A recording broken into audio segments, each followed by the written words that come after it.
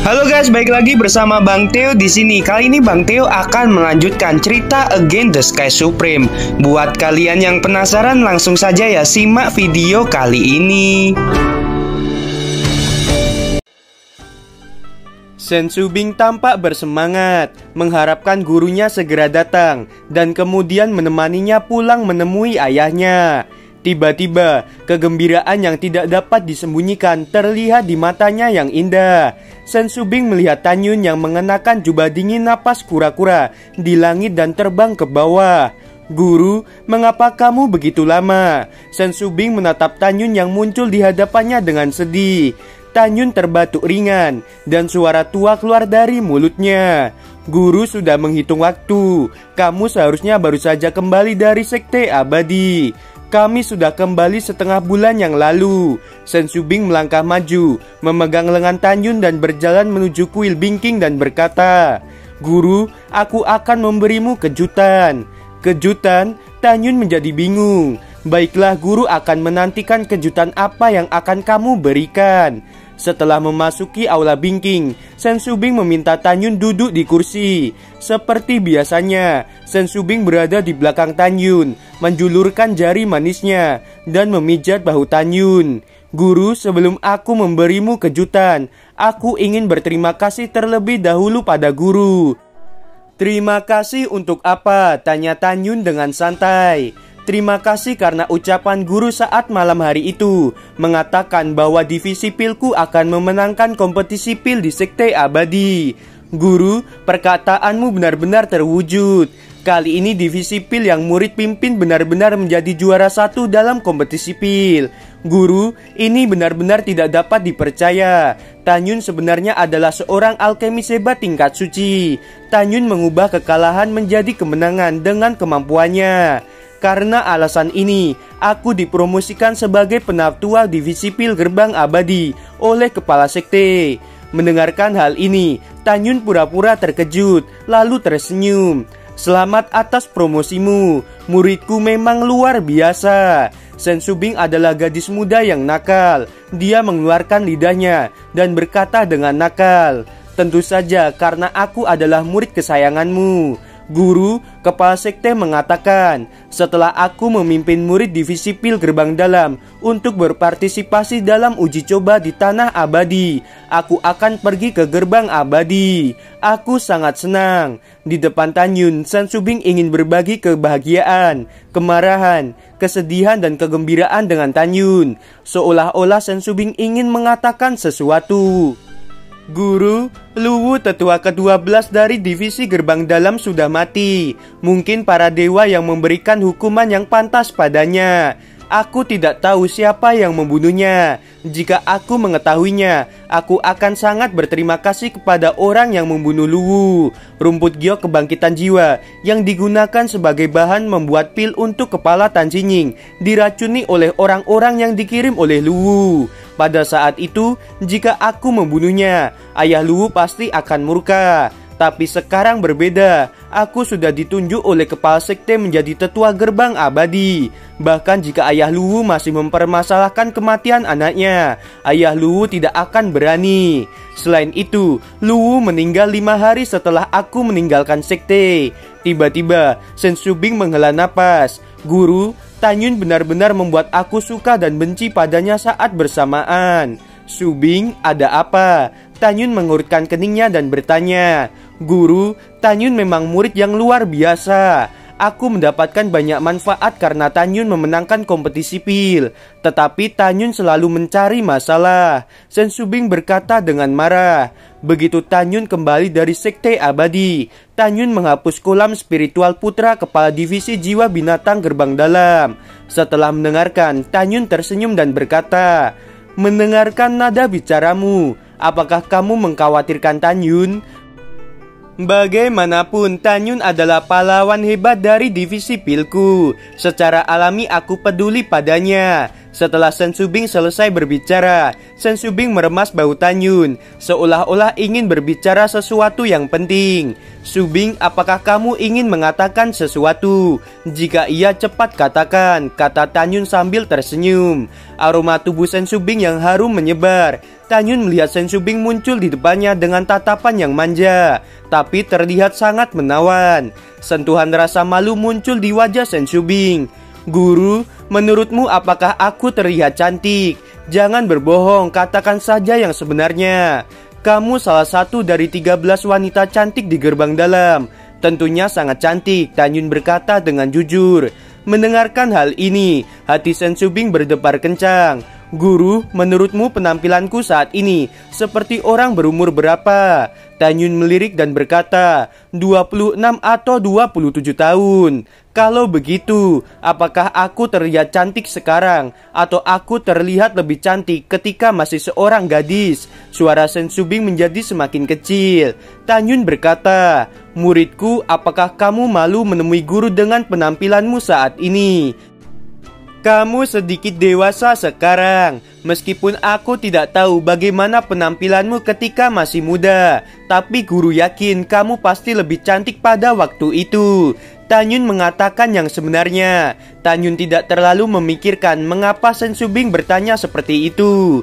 Mendengarkan kata-kata lebih cantik, Sen Subing tampaknya telah membuat tekad tertentu. Sen Subing kembali di belakang punggung Tanyun, membalik tangan gioknya. Sebuah pil hijau muncul di telapak tangannya dan dengan cepat menelannya. Segera Sen Subing merasakan sensasi kesemutan di wajah, leher, dan bahkan seluruh tubuhnya. Sen Subing menahan rasa sakit dan masih memijat bahu Tanyun dengan tangannya.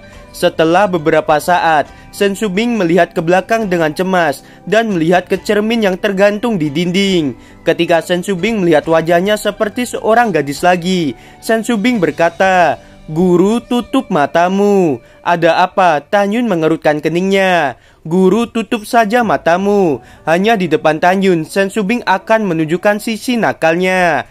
Tanyun menutup matanya. Sen Subing berpindah menuju di depan Tanyun dan berkata, Guru, aku akan memberimu kejutan.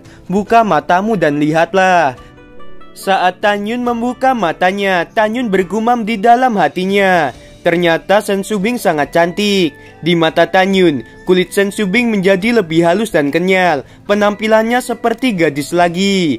Tanyun tiba-tiba menyadari bahwa ketika berada di sekte abadi, Tanyun memberi Sen Subing pil suci tingkat tinggi. Sen Subing tidak langsung meminumnya. Ternyata tujuannya untuk memberi kejutan pada gurunya. Guru, apakah aku benar-benar lebih cantik? Sen Subing tersipu malu dan tersenyum. Sepertinya kamu tidak bertambah cantik, kata Tanyun sambil menggoda. Guru sangat jahat. Sen Subing cemberut dengan ketidakpuasan. Baiklah, muridku yang paling cantik, kata Tanyun.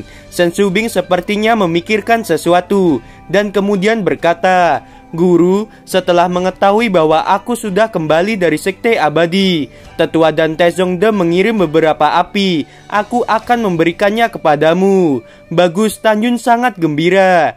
Cincin Kiangkun Sen Subing menyala. 3 api hitam pekat yang identik perlahan-lahan keluar dan dilapisi tirai cahaya. Ketiga api itu adalah api harta karun tingkat tinggi dengan atribut es, api es besi hitam. Tanyun tertawa keras lalu memasukkan 3 api es besi hitam ke dalam cincin Kiangkun. Guru, Tetua dan Taezongde juga mengatakan bahwa dalam waktu kurang dari sebulan, dia juga akan mengirim api tingkat rendah beratribut es dan 2 api beratribut api. Tetua dan Taezongde juga memberitahu bahwa dia dipindahkan ke kantor pusat rumah lelang Huangfu oleh kepala sekte. Jika guru memiliki sesuatu yang dibutuhkan di masa depan, guru dapat pergi ke kantor pusat rumah lelang Huangfu. Tanyun sangat gembira saat ini. Setelah api es Hongmeng menelan api es besi hitam, api es Hongmeng akan naik ke tingkat berikutnya. Kekuatan Tanyun pasti akan meningkat pesat. Tanyun bangkit menatap Sen Subing dan berkata, Ayo pergi, bawa guru kembali ke kampung halamanmu dan lihat kondisi ayahmu. Guru, kamu benar-benar pengertian. Sen Subing tersenyum dan berjalan keluar sambil memegang lengan Tanyun. Setelah tiba di puncak, Sen Subing tersenyum dan berkata, Guru, aku juga ingin merasakan perasaan terbang di langit. Apakah kamu ingin membawaku untuk terbang? Sen Subing mengulurkan tangannya, ingin Tan Yun membawanya terbang. Tan Yun tentu saja tidak setuju. Jika embusan angin meniup jubah dingin napas kura-kura, Sen Subing akan mengetahui bahwa Tan Yun terbang di atas singa naga emas. Tan Yun berkata dengan malu, apakah kamu tidak memiliki perahu roh? Guru lebih suka naik perahu roh, itu lebih nyaman. Baiklah guru, Sen Subing menarik kembali tangan gioknya dengan gembira, mengeluarkan perahu roh dan terbang keluar dari gerbang gunung divisi Pil bersama Tan Yun, lalu menuju gerbang luar sekte suci Huangfu. 2 jam kemudian, perahu roh terbang keluar menuju pegunungan hukuman surgawi bagian selatan. Subing, di mana kampung halamanmu? Tanya Tan Yun. Sen Subing berkata dengan ekspresi yang sedih, setelah Gongsun Yangchun menjebak ayahku dan menyebabkan ayahku dihukum oleh kepala sekte, ibu dan ayahku bersembunyi di pegunungan bagian selatan 3 juta mil jauhnya.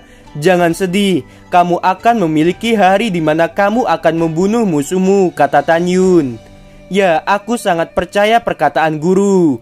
Ngomong-ngomong Subing, siapa nama aslimu? Tanya Tan Yun.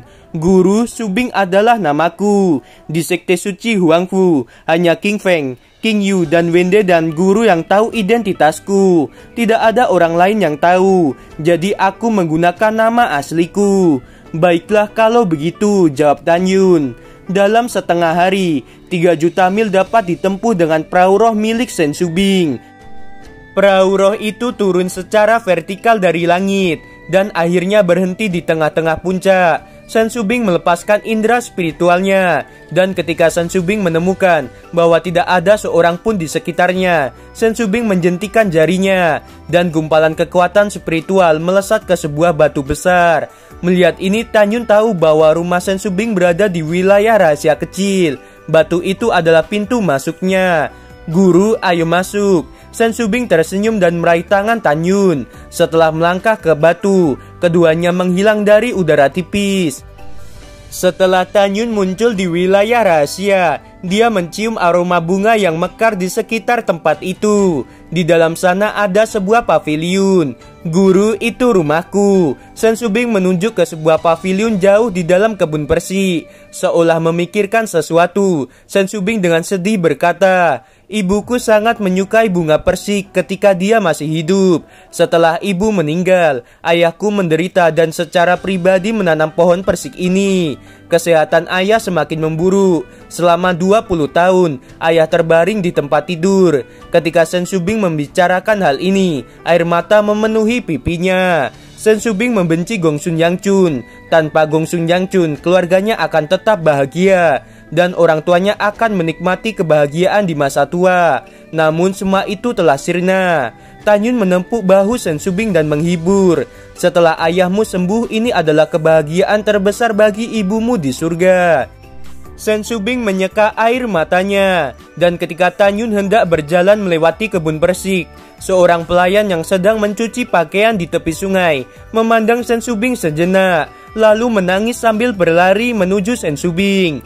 Nona, akhirnya kamu kembali. Pergi dan temui tuan. Tubuh Sen Subing bergetar dan firasat buruk muncul secara spontan. Xiao Yu, apa yang terjadi pada ayahku?